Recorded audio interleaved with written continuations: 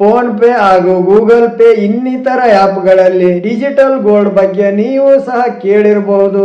ಕೆಲವು ಮಂದಿ ಇನ್ವೆಸ್ಟ್ಮೆಂಟ್ ಸಹ ಮಾಡಿರಬಹುದು. ಈ ಡಿಜಿಟಲ್ ಗೋಲ್ಡ್ ಬಗ್ಗೆನ ಹೆಚ್ಚಿನ ಮಾಹಿತಿ ಈ ವಿಡಿಯೋದಲ್ಲಿ. ಈ ಡಿಜಿಟಲ್ ಗೋಲ್ಡ್ ಎಂದರೆ ಆನ್ಲೈನ್ ಮೂಲಕ ಚಿನ್ನವನ್ನು ಖರೀದಿಸುವ ಒಂದು ವಿಧಾನ.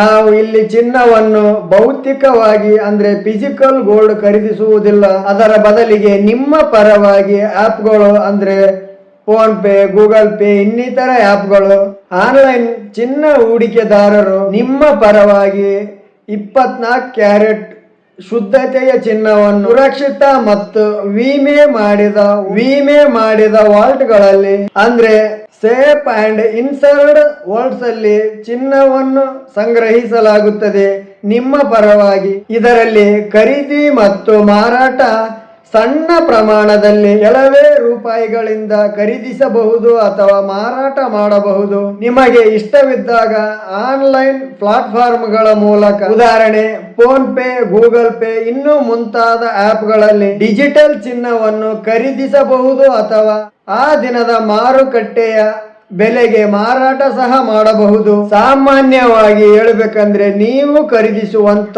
ಚಿನ್ನದ ಶುದ್ಧತೆಯಲ್ಲಿ ಇದು 99.9% ಇಲ್ಲಿ ನೀವು ಖರೀದಿಸಿದ ಚಿನ್ನ 24 ಕ್ಯಾರೆಟ್ನ ಚಿನ್ನವಾಗಿರುತ್ತದೆ. ಈ ಡಿಜಿಟಲ್ ಚಿನ್ನವನ್ನು ನೀವು ಭೌತಿಕ ಚಿನ್ನವನ್ನಾಗಿ ಪರಿವರ್ತನೆ ಮಾಡಿ ನಿಮಗೆ ಅಗತ್ಯವಿದ್ದಾಗ ನೀವು ಖರೀದಿಸಿದ ಡಿಜಿಟಲ್ ಚಿನ್ನವನ್ನು ನಾಣ್ಯಗಳು ಅಥವಾ ಬಾರ್ಗಳ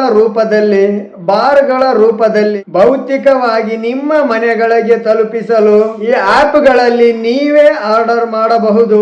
ಹೀಗೆ ಮಾಡಲು ಇದಕ್ಕೆ ಹೆಚ್ಚುವರಿ ಶುಲ್ಕಗಳು ಇರುತ್ತವೆ. ಈ ಡಿಜಿಟಲ್ ಚಿನ್ನವನ್ನು ನೀವು ಖರೀದಿಸುವುದರಿಂದ ಇದರಿಂದ ನಿಮಗಾಗುವ ಉಪಯೋಗವೆಂದರೆ ನಿಮ್ಮ ಬಳಿ ಇರುವ ಭೌತಿಕ ಚಿನ್ನವನ್ನು ಮನೆಯಲ್ಲಿಡುವ ತೊಂದರೆ ಅಥವಾ ಲಾಕರ್ಗಳಲ್ಲಿಡುವ ತೊಂದರೆ ಹಾಗೂ ಕಳ್ಳತನದ ಭಯ ಇರುವುದಿಲ್ಲ. ಏಕೆಂದರೆ ನಿಮ್ಮ ಬಳಿ ಇರುವ ನಿಮ್ಮ ಚಿನ್ನವನ್ನು ಮಾರಾಟಗಾರರು, ಪಾಲುದಾರರು ಸುರಕ್ಷಿತ ವಾಲ್ಟ್ಗಳಲ್ಲಿ ಸಂಗ್ರಹಿಸಿರುತ್ತಾರೆ. ನೀವು ಈ ಡಿಜಿಟಲ್ ಗೋಲ್ಡ್ ಚಿನ್ನವನ್ನು ಖರೀದಿಸುವಾಗ 3% GST ಮತ್ತು ನೀವು ಬಳಸುವಂತ ಪ್ಲಾಟ್ಫಾರ್ಮ್ ವಿತರಣಾ ಶುಲ್ಕಗಳು ಮತ್ತು ಸಂಗ್ರಹಣೆಗೆ ಬೇಕಾದ ವೆಚ್ಚಗಳು ಇನ್ನು ಇತ್ಯಾದಿ ಖರ್ಚುಗಳು ಅನ್ವಯಿಸುತ್ತವೆ. ನೀವು ಡಿಜಿಟಲ್ ಗೋಲ್ಡ್ ಖರೀದಿಸುವಾಗ ನಿಮಗಿರಬೇಕಾದ ಪ್ರಮುಖ ಎಚ್ಚರಿಕೆಗಳು. ಯಾಕೆಂದ್ರೆ ಸೆಬಿ ವತಿಯಿಂದ ಇತ್ತೀಚೆಗೆ ಭಾರತೀಯ ಷೇರುಪೇಟೆ ನಿಯಂತ್ರಣ ಮಂಡಳಿಯಾದ ಈ ಸೆಬಿಯು ಡಿಜಿಟಲ್ ಗೋಲ್ಡಿನಲ್ಲಿ ಹೂಡಿಕೆ ಮಾಡೋ ಬಗ್ಗೆ ಹೂಡಿಕೆದಾರರಿಗೆ ಎಚ್ಚರಿಕೆಯನ್ನು ನೀಡಿದೆ ಇತ್ತೀಚೆಗೆ. ಯಾಕೆಂದ್ರೆ ಡಿಜಿಟಲ್ ಗೋಲ್ಡಿನಲ್ಲಿ ಹೂಡಿಕೆಯ ಅಪಾಯಗಳು ಸಹ ಇವೆ. ಈ ಡಿಜಿಟಲ್ ಗೋಲ್ಡಿನ ಹೂಡಿಕೆಯ ರಕ್ಷಣೆಗಾಗಿ ಸೆಬಿಯ ಹೂಡಿಕೆಯ ರಕ್ಷಣಾ ಮಾನದಂಡಗಳು. ಈ ಡಿಜಿಟಲ್ ಗೋಲ್ಡ್ ಪ್ಲಾಟ್ಫಾರ್ಮ್ಗೆ ಸೆಬಿಯ ರೂಲ್ಸ್ಗಳು, ನಿಯಮಗಳು ಅನ್ವಯಿಸುವುದಿಲ್ಲ. ನೀವು ಡಿಜಿಟಲ್ ಗೋಲ್ಡ್ನಲ್ಲಿ ಹೂಡಿಕೆ ಮಾಡಿರುವ ಪ್ಲಾಟ್ಫಾರ್ಮ್ ಒಂದು ವೇಳೆ ದಿವಾಳಿ ಎದ್ದರೆ ಅಥವಾ ತಂತ್ರಜ್ಞಾನದ ಕೊರತೆಯಿಂದ ಹ್ಯಾಕ್ ಆದರೆ ನೀವು ಹೂಡಿಕೆ ಮಾಡಿರುವ ಹಣ ನಿಮಗೆ ಸಿಗದೇ ಇರಬಹುದು ಹಾಗೂ ನಿಮ್ಮ ನಿಯಂತ್ರಕ ಸಂಸ್ಥೆಗಳು ಅಸಹಾಯಕರಾಗಬಹುದೆಂದು ಸೆಬಿ ಹೇಳಿದೆ. ಯಾಕೆಂದ್ರೆ ಈ ಡಿಜಿಟಲ್ ಗೋಲ್ಡಿನ ನಿಯಂತ್ರಣದಲ್ಲಿರುವ ಕೊರತೆ. ಡಿಜಿಟಲ್ ಗೋಲ್ಡ್ ಉತ್ಪನ್ನಗಳು ಈಗಿರುವ ಕಾಲಮಾನದಲ್ಲಿ ಸೆಬಿ ಅಥವಾ RBI ನಂತ ನಿಯಂತ್ರಕ ಸಂಸ್ಥೆಗಳ ಈ ಡಿಜಿಟಲ್ ಗೋಲ್ಡ್ ವ್ಯಾಪ್ತಿಗೆ ಒಳಪಡುವುದಿಲ್ಲ. ಈ ಡಿಜಿಟಲ್ ಗೋಲ್ಡ್ ಇನ್ಯಾವುದೇ ಕಾನೂನಿನ ಅಡಿಯಲ್ಲಿ ಒಳಪಟ್ಟಿರುವುದಿಲ್ಲ. ಇನ್ಯಾವುದೇ ಕಾನೂನಿನ ಚೌಕಟ್ಟಿನಲ್ಲಿ ಈ ಡಿಜಿಟಲ್ ಗೋಲ್ಡ್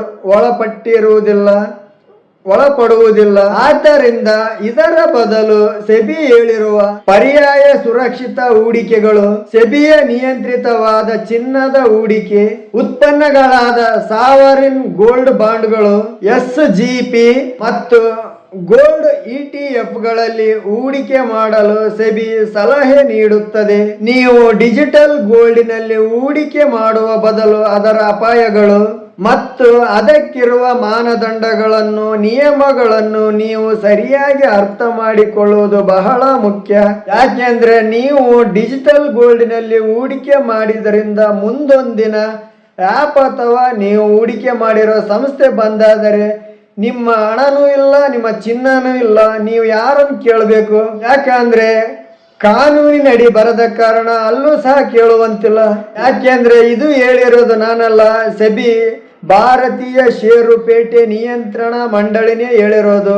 ಡಿಜಿಟಲ್ ಗೋಲ್ಡಿನಲ್ಲಿ ಹೂಡಿಕೆ ಮಾಡುವವರು ಹುಷಾರಾಗಿರಿ. ಯಾಕಂದ್ರೆ ನೀವು ಕೇಳಿರಬಹುದು ಅಥವಾ ನಿಮಗೆ ಯಾರೋ ಹೇಳಿರಬಹುದು, 100 ರೂಪಾಯಿಂದ ಬೇಕಾದ್ರೆ ಚಿನ್ನದಲ್ಲಿ ಹೂಡಿಕೆ ಮಾಡಬಹುದು. ಈ 100 ರೂಪಾಯಿ ಹೂಡಿಕೆ ಮಾಡ್ತಾ ಮುಂದೊಂದಿನ ಚಿನ್ನವನ್ನು ಖರೀದಿಸಬಹುದು ಅಂತ ಹೇಳಿರ್ತಾರೆ.